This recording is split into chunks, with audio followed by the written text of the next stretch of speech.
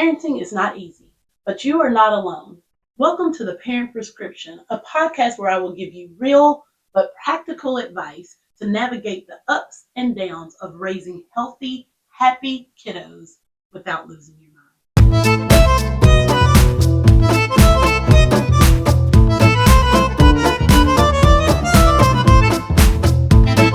Welcome to the podcast. Today we have a guest that I'm actually excited to bring on. Her name is Celeste McNeil, and she is the Dean of Students for Texarkana, Texas A&M branch. We always talk with the little ones, but this is also a new start for our college freshmen. And so if you have a student that's starting their freshman year of college, you may want to tune in so that you can hear what the Dean of Students has to say about what they should know before they step foot on campus. And so tune in, stay with us. We're going to talk to Celeste.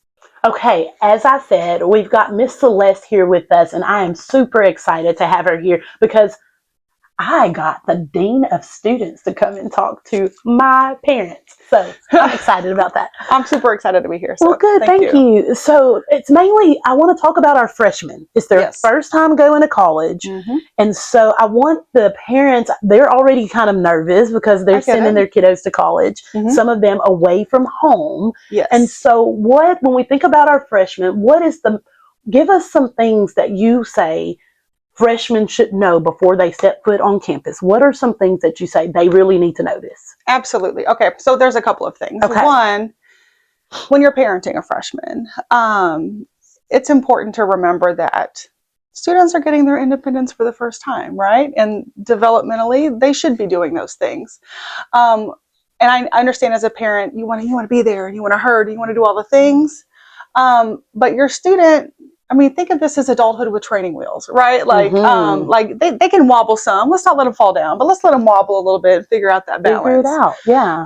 And so little things like they should know what medications they take. They should know how to schedule an appointment. They should know those sorts of things. But as a student, it's important to understand that there are so many resources on campus, on any campus, and the staff really want you to succeed, probably just as much as your mom and dad want you to succeed. And so something that we see a lot, our students may be waiting too long to go get help, like if they're struggling academically. It's really interesting that the students who need the support the most are the least likely to seek it. But like, you're a doctor, right? So if you have something that you don't know, you don't just sit and hide and hope it goes away. You ask your peers, you do research, you seek out resources. Right. When you're in college, you're trying to become an expert in something.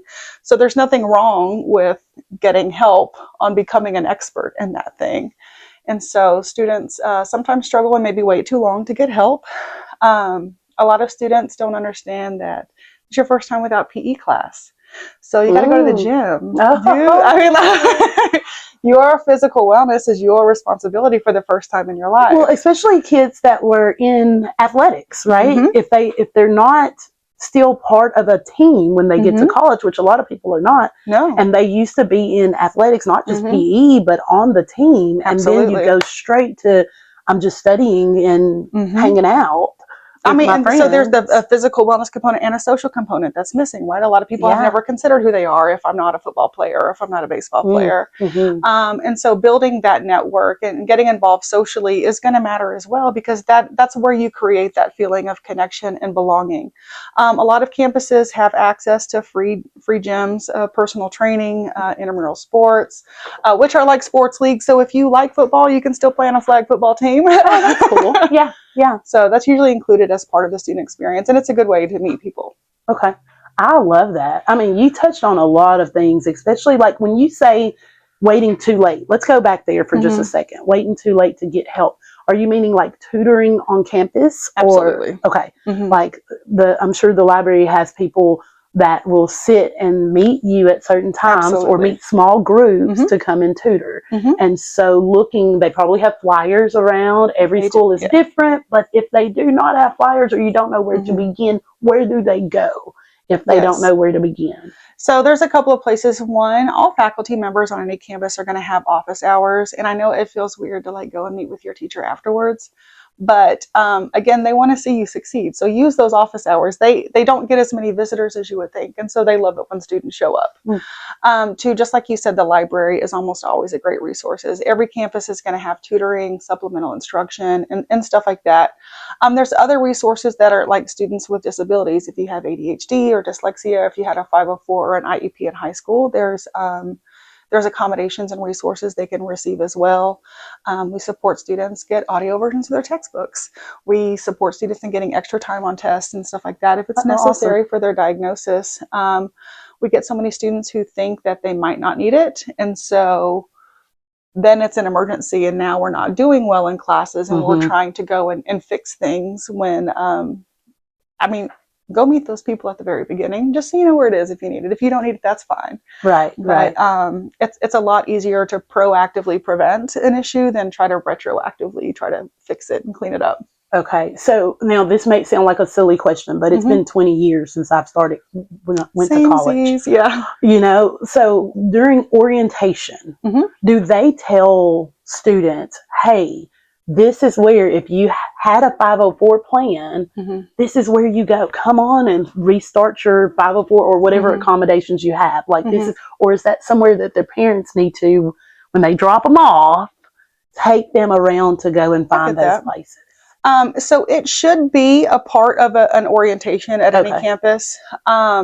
If you miss that part, like on our campus, it's available during orientation, but it's an optional session. And I think it's at the same time as the, hey, how to join a fraternity or sorority session. So yeah, I know what 18-year-old me would have went to, right? Like, right.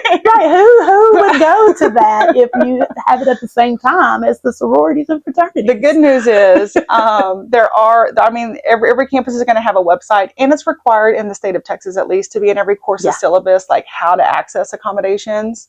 And it's never too late to sign up. So a lot of people are like, oh, have I missed it already? You can sign up at any time, but we can't retroactively implement something. This is why we're telling you to go ahead and go on file ahead of time, even if you're not sure you're going to need something.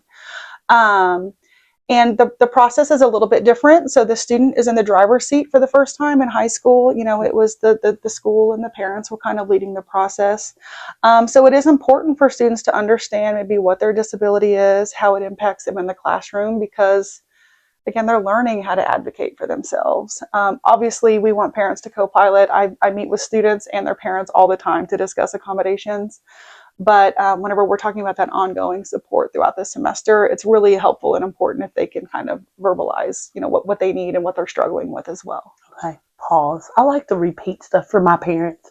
Parents, that means your young adult has to know what their disability is, what they take, and how it affects them in the classroom so they can communicate it themselves. That's what she just said. That's super important. They're young adults, not children. Okay, I've got a couple of questions. That's fine. Okay, it says here, college offers much more freedom than high school.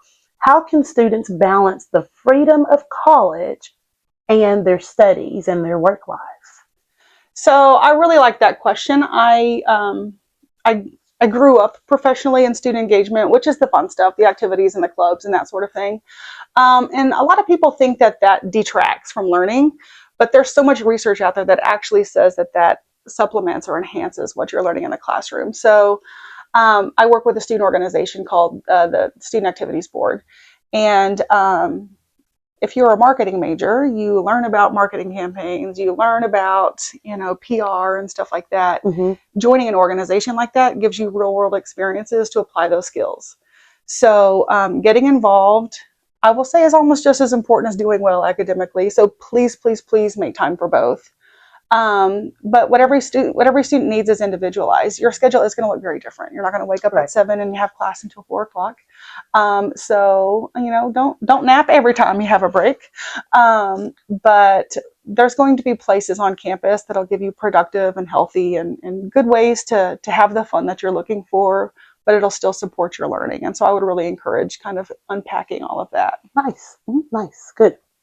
What about mistakes? What are the biggest mistakes that you think freshmen make? Well, mistakes are going to happen. So I think the first one is students think that they're going to get there and be perfect. But I mean, again, this is this is the time of your life where you do figure out who you are and what you're about. And do I believe this because it's what I believe? Is this what I was raised? All of those things, right? Right. And so, one, there's no shame in seeking help. A lot of campuses say you're in a situation where maybe drugs or alcohol are involved. It happens. A lot of campuses will have amnesty policies. If you reach out to get help, they're not going to come at you because of this other thing. And so know what your resources are, reach out and use them. And avoiding problems rarely makes them go away. So I would address them as they come up. And, I've talked a lot about involvement in academic support. Campuses have counseling centers. If you're homesick, if you're going through a breakup, all of those resources are available. Campuses have health centers. So if you don't feel it, but you don't know what kind of medication you need, like they can help you with that as well. So there's all sorts of things. Really the biggest lesson students learn is to be the one responsible for it themselves for the first time. Yes. Yes.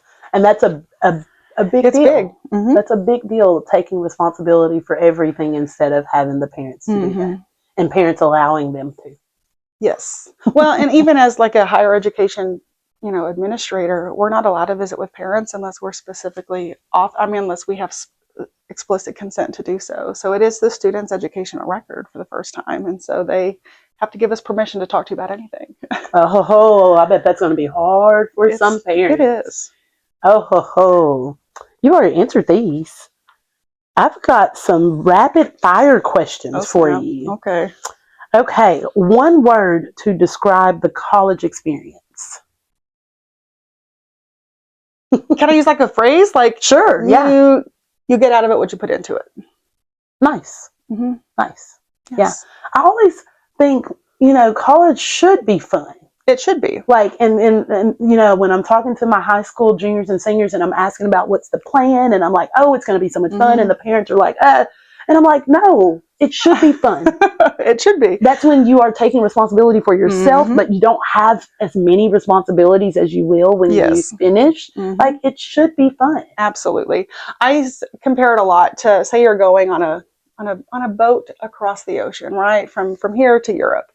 You can go on a cargo ship, right? You can just go to class. You can get there, and you're going to get there. Or you can go on a cruise ship, right? There's I want the snacks, the DJs, the dances, the bingo, all of that kind of stuff. You're going to get there either way, but the experience from a cargo ship and a cruise ship are going to be very different. Yes. So the outcome is there, the graduation. But if you look at the people who loved their college experience, people who are still involved as alumni, the stuff that they're seeing on TikTok and social media, they're people who love their schools. And they get involved and they participate and they do all that kind of stuff. So right. The choice that you make is important too. I am a proud alum of Prairie View A&M University. Hey. Love it. But you do want to make sure that we encourage, like she said, enjoyment. Like, enjoy your college experience. It will be something you'll make some of your closest friends there. You may meet your spouse there. That's usually where people will meet their spouses. I've read it's 1 in 3 people meet their spouse in college. 1 in 3. So if you are a hermit and you're staying in your room the whole time, or you don't go to anything, the basketball games or the football games or any of the organization seminars, if you just don't, how are you going to meet the godmother of your children? Exactly. So you want to encourage that. You want things you've never had, you've got to do things you've never done. Yes. And it may be scary at first. If you went for sure 5 hours away and you don't know anybody there, it may be scary at first, but do it. But you're not pursuing higher education to stay exactly the same. Right. You're doing it to grow. That's it's a part of growth, right? Okay. Coffee or energy drinks?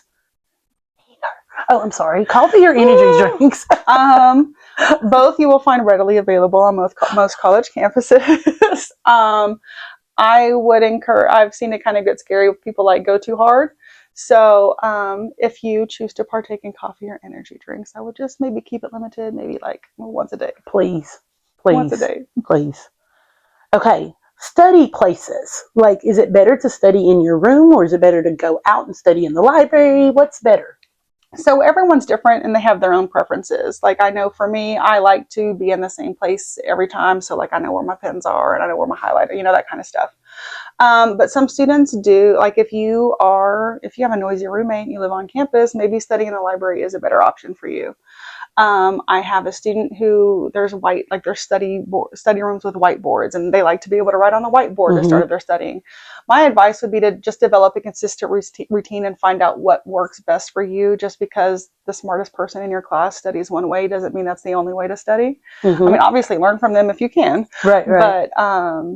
But for me, I think it's more about having a routine and a place that is dedicated for homework for you. Gotcha. So. And your study habits will change. There are a lot of people that think they have studied through high school. It's different. And it's different. It's hard to explain it. It's different. You will have to learn new ways to study, and you will have to take from other people sometimes. And if you were a straight A student, you may get to college and say, whoa, I thought I knew how to study. And you may realize that your studying habits are not what they have to be or should be once you get to college. And it's okay. And you'll find like there's not really as many worksheets and stuff like that as you're maybe used to doing. And every teacher is different, but a lot of classes may just have 3 or 4 grades for the whole semester, a midterm and a final, or a couple of essays. So it is different. And so a lot of your assignments are a little bit higher stakes, and that's why it is really important that don't wait until you have a test next week or tomorrow to start studying. Kind of stay on top of it throughout. Right, because you will have more free time than you've ever had also. Yes. As she mentioned, it's not from 8 to 3. School is not from 8 to 3. You may have an 8 o'clock class, and then you may not have another class until 2. And so you have all that time in between, and then you have a basketball game that you want to go to, but you need to use the time in between to get the things done that you need to get done. Time management is huge for freshmen, learning time management skills, which I'm sure they'll talk about in orientation. Oh, one event every freshman should attend. Ooh, that is a tough question. Well, it's not a tough question because I think all of them are important. So many. What I think is really cool, every campus has their own like special tradition that they do for everybody. It's a big deal. And so I would encourage you to, whatever the biggest deal tradition is on your campus, participate in that. Another one that I would encourage people to participate in, even as freshmen, is career fairs. Start going to those even as a freshman. Bring your little resume, dress nice, all of that, just so that whenever you're going to it as a senior, it's not as uncomfortable and you feel more comfortable approaching future employers and stuff like that. Nice. And you can get summer internships, right? You Even can. Like sophomore year, junior year, you can get summer internships. Absolutely. From how you present yourself at those things. So build your network now. That's awesome. Okay. Last thing. College is what you make of it because... College is what you make of it because I think it's where you figure out who you are. Like there's just so much that's happening in your life and academically. And I mean, I'll tell you, I changed majors 5 times. I knew that I was going to be a physical therapist. And I went to college to play softball. I got injured and stopped playing during my first year. And I ended up with a degree in counseling. Absolutely what I was meant to do, but not on my bingo card whenever I was 18. So there you go. You really do just kind of have to be ready for whatever, adapt, and lean into what you learn in the process. A lot of people groan about having to take general education classes, but you might discover your passion there. So nice. One thing that I caught before we end is she did mention that she got hurt with what she went to college for.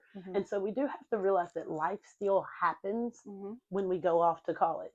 And we don't have our support system immediately there unless you stay home, which is fine. But we don't have our support system right at hand. And so building those relationships and friendships and finding the people that you need, because life still happens even in college. And so she could have got hurt and stopped and wanted to leave college, and it was miserable and didn't complete. And it could have been a big, huge thing, but she kept going. And so we do have to encourage our kids to keep going even when they hit bumps in the road, because it will happen. It's life still. There's surprises. Yeah. I so appreciate you. It was so much fun. Thank you. I appreciate you for coming. I hope this gave us a little bit of information for our freshmen going in and a little bit of comfort from our parents that are sending their kids away. There are staff members and deans and counselors and everyone on campus for them to be there to encourage them and support them as they go through school. Even though they're not with you, there are people there for them and encourage them to use them. And don't call them 500 times a day. Oh, that was just a side note. Don't call them 500 times a day. But anyway, we appreciate you for joining us this week, and I will see you next week. Send it to somebody with the incoming freshman. Share it. Bye.